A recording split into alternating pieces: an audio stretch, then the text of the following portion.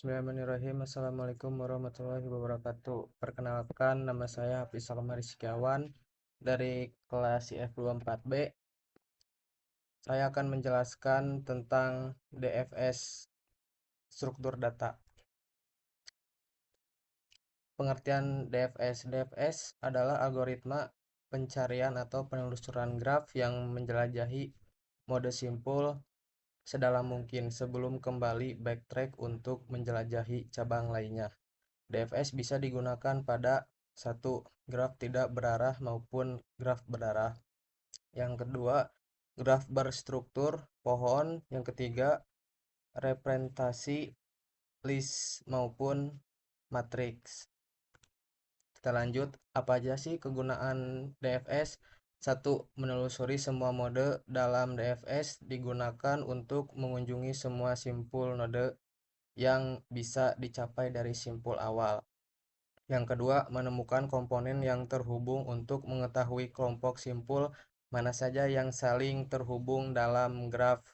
Yang ketiga, mendeteksi siklus. DFS dapat digunakan untuk mengetahui apakah di dalam graf terdapat siklus pengulangan jalur. Yang keempat, menyelesaikan maze atau puzzle. DFS efektif untuk menyusuri labirin hingga jalan keluar ditemukan. 5. Topological sorting atau penyusun urutan. Dalam graf berarah atau DAG, DFS digunakan sebagai untuk menyusun urutan pengerjaan tugas seperti persyaratan mata kuliah. Selanjutnya, cara kerja DFS. DFS mulai dari satu simpul atau node awal, lalu yang ke satu, kunjungi simpul tersebut. 2. Tandai simpul sebagai sudah dikunjungi. Yang ketiga, lanjut ke simpul tetangganya yang belum dikunjungi. Yang keempat, jika semua tetangga sudah dikunjungi, ke simpul sebelumnya. Dan kelima, ulangi hingga semua simpul terjelajahi. Representasi dalam struktur data. DFS biasanya digunakan sebagai rekursi atau fungsi memanggil dirinya sendiri, atau yang kedua stack atau tumpukan jika menggunakan iterasi. Implementasi C++ atau fungsi DPS. Ini codingannya dan penjelasannya adalah yang ke satu, fungsi DPS memanggil dirinya sendiri untuk rekursif. Yang kedua, setiap node yang dikunjungi didatangi sebagai visited. Yang ketiga, melalui for loop, algoritma menelusuri semua tetangga dari node tersebut. Yang ketiga, program coding.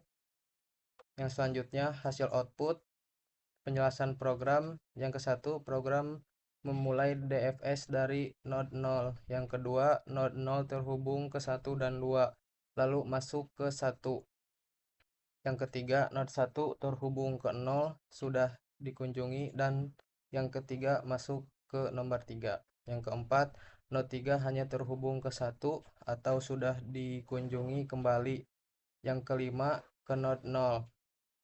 Lanjut ke tetangga lainnya yaitu node 2 masuk ke 2. Yang terakhir, yang keenam, node 2 hanya terhubung ke node 0, sudah dikunjungi atau selesai. Selanjutnya, keunggulan DFS. Yang satu, sederhana dan mudah diimplementasikan hanya untuk rekursi atau stack. Yang kedua, efisien untuk graf yang di dalamnya. Contoh untuk mencari solusi hingga ke dalam tertentu, misalnya puzzle atau game. Yang ketiga, penggunaan memori lebih sedikit. DFS menyimpan lebih sedikit simpul dalam memori dibanding BFS. Selanjutnya, kekurangan DFS. Yang ke satu, tidak menjamin jalur terpendek. DFS biasanya menemukan tujuan, tapi jalurnya belum tentu yang paling pendek. Yang kedua, bisa terjebak dalam jalur tak berujung atau pada graf tak terhingga. Tanpa pembatasan atau yang bisa disebut juga DFS bisa masuk ke rekursi tak terbatas. Yang ketiga, kurang efektif untuk graf lebar. DFS menyelam terlalu dalam, kadang tidak efisien jika solusi dekat dengan akar atau node awal. Kesimpulan dari DFS yaitu algoritma pencarian pada graf atau pohon yang menjelajahi simpul sedalam mungkin sebelum kembali ke backtrack. Algoritma ini menggunakan struktur stack yang secara eksplisit atau lewat rekursi. Inti kesimpulannya adalah DFS menjelajahi node hingga ke cabang terdalam sebelum berpindah ke cabang lain. Yang kedua, cocok digunakan untuk menemukan jalur dari satu titik ke titik lain. Yang kedua, menelusuri seluruh node. Yang ketiga, mendeteksi siklus pada graf. Yang keempat, topological sorting. Selanjutnya, yang ketiga, tidak menjamin jalur terpendek terutama pada graf berbobot atau tak berbobot. Sekian dan terima kasih. Selanjutnya akan dilanjutkan oleh teman saya, Akila. Assalamualaikum warahmatullahi wabarakatuh. Nama saya Akila Hilman Narabani dari kelas IF 24B dengan NIM 240102016. Di sini saya akan menjelaskan tentang BFS atau Breadth First Search.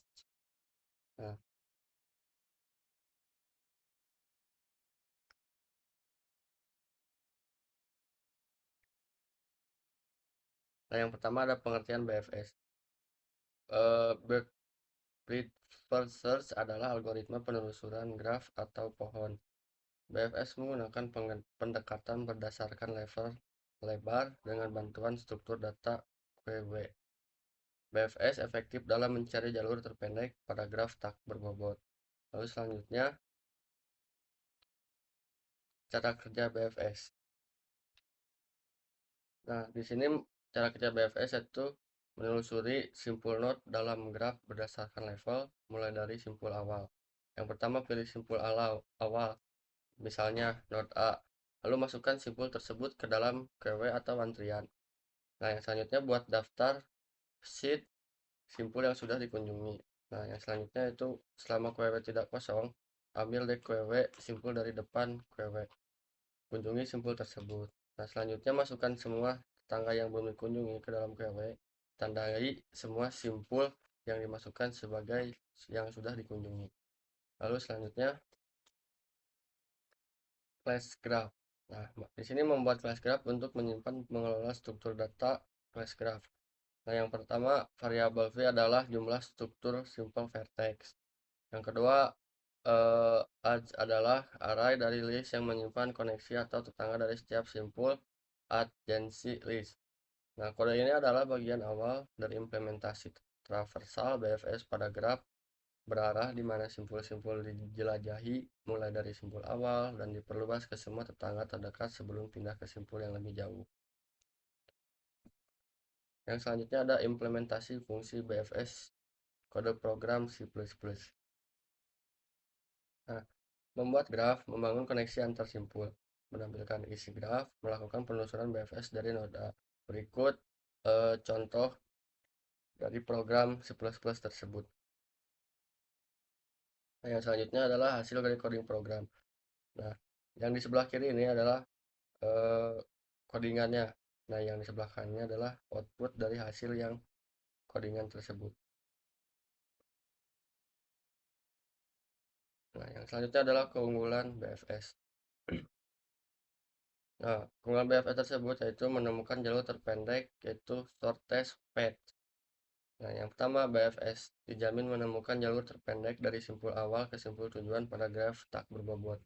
Lalu selanjutnya kelebihan selanjutnya yaitu cocok untuk masalah seperti pencarian rute tercepat di peta atau rute minimum dalam jaringan sosial. Yang selanjutnya yaitu adalah kekurangan dari BFS sendiri. Kekurangan BFS yaitu menggunakan memori yang lebih besar. BFS menyimpan semua node pada level tertentu dalam WEUP yang bisa memakan banyak memori terutama jika graf memiliki banyak simpul atau bercabang lebar. Contohnya, jika pohon memiliki jutaan simpul di level yang sama, semua harus dimuat di memori sebelum lanjut ke level berikutnya. Nah, yang selanjutnya adalah kesimpulan. BFS adalah penelusuran graf atau pohon bekerja dengan cara menelusuri nodes secara berdasarkan level dari simpul awal, lalu semua tetangga kemudian tetangganya lagi, dan seterusnya. Ya, yang kedua struktur data utama yang digunakan adalah FIFO, sehingga simpul yang masuk lebih dulu akan diproses terlebih dahulu. Nah, yang ketiga yaitu BFS sangat efektif untuk mencari jalur terpendek pada graf tak berbobot karena mengeksplorasi semua kemungkinan jalur terpendek terlebih dahulu. Yang keempat itu BFS cocok digunakan untuk berbagai aplikasi nyata seperti pencarian rute tercepat, eksplorasi jaringan sosial, penelusuran web, penyelesaian puzzle game stage. Yang selanjutnya kekurangan BFS yaitu namun BFS memiliki kelemahan dalam hal penggunaan memori yang besar dan kurang efisien jika tujuan berbeda jauh atau paragraf berbobot. Inti dari kesimpulannya yaitu BFS adalah mode traversal sistematis yang luas, efisien untuk pencarian terpendek di graf, tak berbobot namun bisa boros pada memori graf yang besar. Sekian dari saya. Eh, Assalamualaikum warahmatullahi wabarakatuh. Bismillahirrahmanirrahim. Assalamualaikum warahmatullahi wabarakatuh. Perkenalkan, nama saya Agung Fauzan Faturrahman. Saya duduk di kelas IF 24B dengan NIM 240102009. Di sini saya akan menjelaskan sedikit tentang algoritma Dijkstra ya. Langsung saja. Yang pertama itu ada pengertian. Algoritma Dijkstra adalah algoritma dalam bidang struktur data dan graf yang digunakan untuk menemukan jarak terpendek dari satu titik sumber atau source ke titik-titik lainnya dalam sebuah graf berbobot dan tidak bernilai negatif.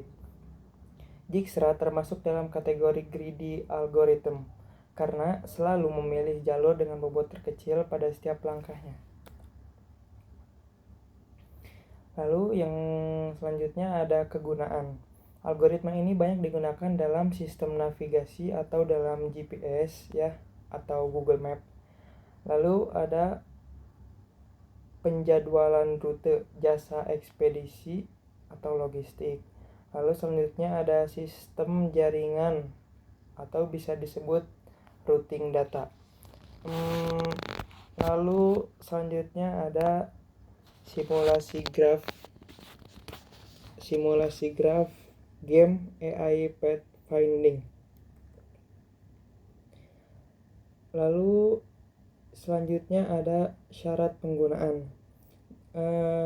Dalam penggunaan Dijkstra ini, graf harus berbobot non negatif, bisa digunakan untuk graf berarah maupun tak berarah.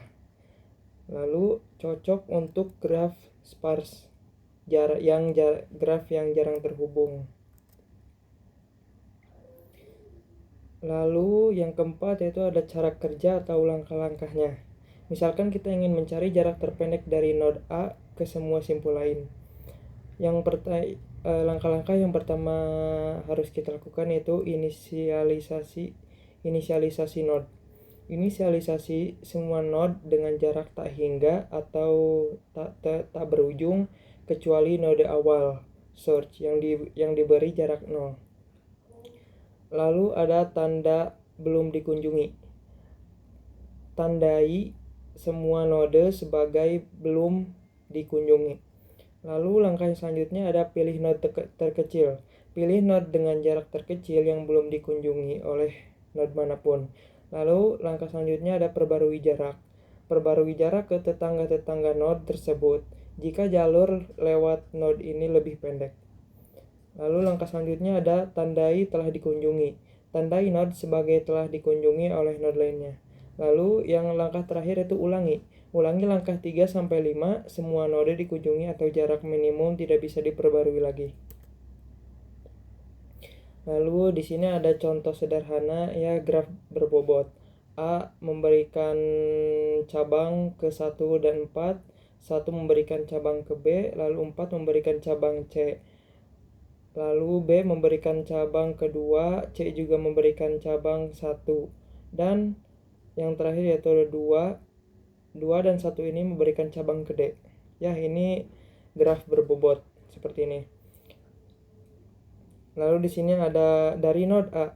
Dari node A ini Dijkstra akan menemukan A ke B sama dengan 1, A ke C sama dengan 4, A ke B lalu ke D sama dengan 1 tambah 2 sama dengan 3. Lalu yang terakhir A ke C ke D sama dengan 4 tambah 1 sama dengan 5, lebih jauh ya. Lalu selanjutnya ada hasil jarak terpendek A ke B, yaitu sama dengan 1, A ke C sama dengan 4, dan A ke D sama dengan 3. Lalu selanjutnya struktur data yang umum digunakan, array atau vektor untuk menyimpan jarak sementara ya. Lalu selanjutnya ada set atau priority queue, min, heap untuk memilih node dengan jarak minimum. Lalu yang terakhir yaitu ada adjacency list untuk representasi graf efisien. Lalu selanjutnya ada kelebihan dan kekurangan dalam Dijkstra. Kelebihan dari Dijkstra yaitu cepat untuk graf kecil sampai sedang, hasil selalu optimal. Kekurangan Dijkstra yaitu ada 2, tidak bisa untuk bobot negatif dan kurang efisien untuk graf besar. Lalu selanjutnya 8 ada kompleksitas waktu. Dengan array biasa O dalam kurung V2 dengan priority queue atau heap sama dengan O dalam kurung V plus E log V. V sama pengertian dari V adalah jumlah simpul vertex. Lalu pengertian E sama dengan jumlah sisi edge. Lalu selanjutnya di sini ada contoh program C++ algoritma Dijkstra. Ya, di sini kalau kita mau memasukkan kode algoritma Dijkstra ini seperti ini ya. Nah, seperti ini.